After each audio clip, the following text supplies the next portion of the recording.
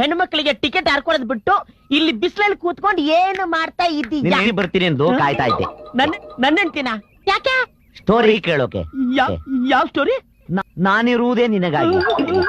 ಆತರ ಸ್ಟೋರಿ ಎಲ್ಲ ಕೇಳ್ತೀನಿ ಅಂದಿದ್ಲ. ಮತ್ತಿನ್ನೇನಯ್ಯ ಬಿಸ್ಲಲ್ಲಿ ಹರ್ಕೊಂಡ್ ನಾನು ಕೆಲಸ ಮಾಡ್ತಿದ್ರೆ ಏನ್ ಮಾಡ್ತಿದ್ದೀರಾ ಅಂತ ಕೇಳ್ತಿದ್ಯಲ್ಲ, ಬುದ್ಧಿದ್ಯಾ ನಿನ್ಗೆ? ನಾನು ಅಂದ್ಕೊಂಡೆ ಏನ್ ಕೆಟ್ಟೋಗಿದ್ಯಾ? ನೆಟ್ಟಿಗಿದ್ರೆ ರಿಪೇರಿ ಮಾಡ್ತೀನಿ. ಹೌದಲ್ವಾ?